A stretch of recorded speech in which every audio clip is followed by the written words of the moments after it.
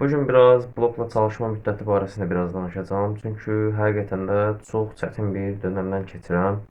Yəni bildiyiniz kimi də, yəni kanalda da biraz video formatlarını dəyişmişəm. Çünki həqiqətən də blok çalışmalarım biraz zəif gedir və bu bir çox səbəbdən əsaslanır. Bəlkə bəziləriniz də bu səbəblərdən dolayı yaşayırsınız. Bu kimi səbəblər üzə çıxır. Xüsusən də məsələn 1-2 tələbədən soruşmuşam, birinci, ikinci kurs tələbələrindən və onların da belə bir vəziyyəti yaşadığını və mənim də həmin perioddan keçdiyimi görürəm.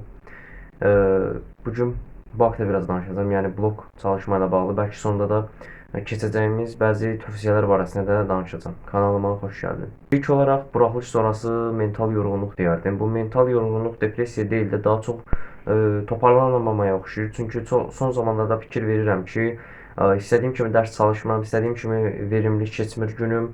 Hər nə qədər qidalanmanı, idmanı düzəldə bilsəm də, dərsləri bir o qədər düzəldə bilmədiyimi görürəm. Əsasən də kimyada biraz keçən aylara baxanda biraz zəifçiliyi müşahidə edirəm. Fizika həmişəki kimi qaydasında gedir, ancaq zəifləmə riski var. Biologiyada həmişəki kimi normal qaydasında gedir. Hətta intensivliyi bir damcı artırmışam da deyə bilərəm. Sadəcə blok fənlərindən bəzilərində axsama, bəzilərində isə stabilləşmə müşahidə edirəm və bəziləriniz bəlkə də bu vəziyyəti yaşayır, bəziləriniz bəlkə də full verimlə çalışa bilir. Yəni buraxılış sonrası bilmirəm, yəni necə deyim, biraz insan məqsədsizliyə düşür və həqiqətən çalışmaq istəmir. Məsələn, dərs çalışıram və dərs çalışsam da sonda bir motivasiya hiss etmirəm. Yəni necə deyim, bəzən olur məsəl üçün insan 2 saat, 3 saat qoyur qabağına dərs çalışır və sonda bir motivasiya hissi gəlir, mən bacardım hissi gəlir. Ancaq son zamanlarda bunu müşahidə edirəm ki, bu bacardım hissi mənə gəlmir açıqcası. Və bunu bir-iki nəfərdən maraqlandım, bir-iki müəllim olsun, bir-iki keçmiş abituriyentlər olsun soruşdum və dedilər ki, o ilin yorğunluğu da insanın canında qalır. Həqiqətən bunu müşahidə edə bilirik. Çünki il əvvəlində bəzilərimiz çox çalışdıq, bəzilərimiz canla başla çalışdıq, bəzilərimiz xüsusən də bu fevral ayı buraxılışa son bir ay qalmış biraz çalışmalar həqiqətən də 2-3 qatına çıxdı, intensiv çalışdıq. Mən şəxsən avtobusda belə əlimdən test kitabı yerə düşmürdü. Bunu fəxr etmək üçün demirəm. Sadəcə yəni mənim misalımda tək mən deyiləm, bəzi tələbələr də var ki, məsəl üçün gecə yatan zaman belə qulağına ingilis dilindən podkast qoyub qulaq asırdı ki, listeningini təkmilləşdirsin. Yolda belə musiqi dinləmək yerinə listening falan dinləyirdi. Yəni onu deyirəm. Biraz çalışmalar artmışdı. Fevral ayında çox çətin, çox ağır bir dönəmə girdik. Bəzilərimizi nəzərdə tuturam. Və çox çətin oldu həqiqətən də bizim üçün və məsəl üçün ağlımız 24-25-ci ilin buraxılışlarına getdi. Məsəl üçün özümüz də mən 280-290 bəlkə də 300 gözləyirdik və istədiyimiz baldan 20-30 bal aşağısını yazdıq. Bu həm bizi biraz motivasiyadan saldı. Çünki gözləmirdik belə olacağını. Nəysə onu qoyuram kənara. Buraxılış artıq keçib bitib. Və buraxılış sonrası da təbii olaraq insan olduğumuza görə, çox çalışdığımıza görə mental olaraq bir yorğunçuluğumuz var. Bəli, bəziləri təbii olaraq bu yorğunluğu daha tez atlata bildi və qaydasında blok çalışır və bəzilərimiz isə mənim kimi toparlanma müddəti biraz gecikdi. Dediyim kimi bu depressiya deyil, ümumi bir xroniki yorğunluqdan söhbət gedir və həqiqətən də blok çalışmaya qarşı bir istəksizliyin baş qaldırdığını mən görürəm. Artıq demək olar ki, mart ayını geridə qoyduq. İşin harasına baxırıqsa baxaq, 2 ay bir zamanımız qalıb və mən şəxsən balı deyil də daha çox blokun vaxtının gəlib də bu müddətin bitməyini istəyirəm. Həqiqətən də artıq necə deyim, çox bezmişəm. Blok çalışmaq olsun, buraxılış çalışmaqdan onsuz da bezmişdik. Blok çalışmaqdan biraz çox bezmişəm həqiqətən də. Yəni bu vaxtın keçməyini istəyirəm. Bəlkə bilmirəm, artıq yavaş-yavaş toparlanmağa çalışacağam, özümü toparlamağa çalışacağam. Çünki bu belə qalmamalıdır. Bu çöküş dönəmində də bir istirahət adı qoyuram. Yəni adını qoyaq ki, istirahət olsun. Bunu bir istirahət mahiyyətində düşünək.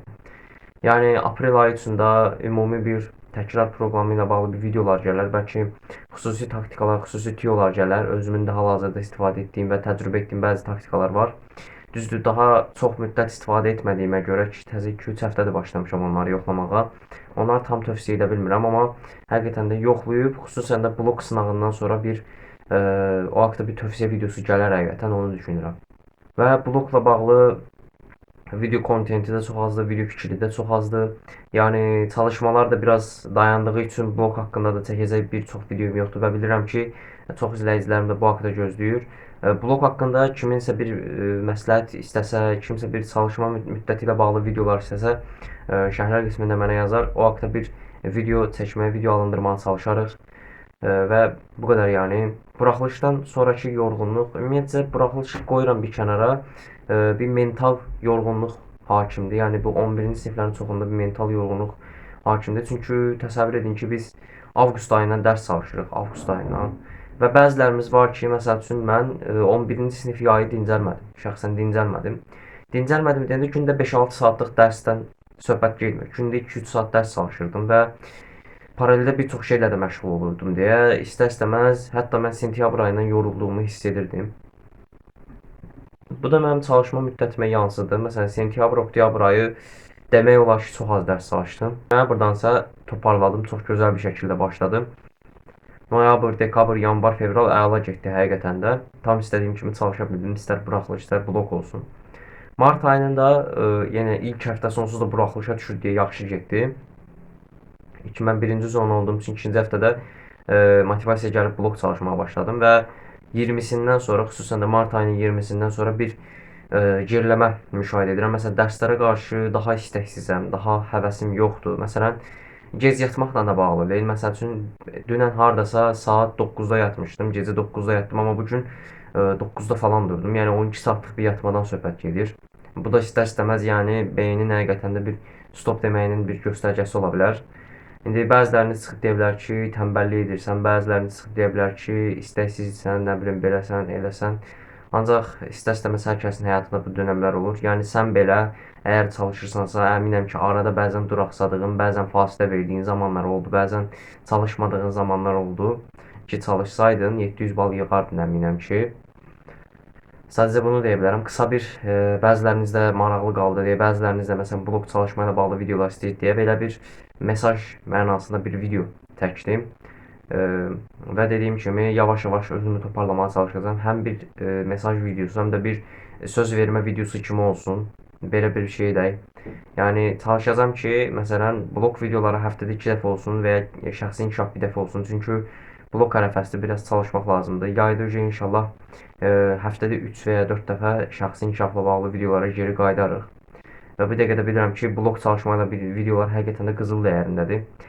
O xahişlərinizi, istəklərinizi də nəzərə alıb özümə bir təki düzən, özümə bir toparlanma verməyə çalışacağam.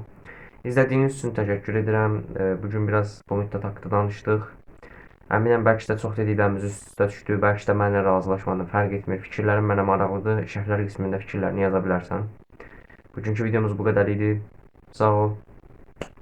Salamat qal.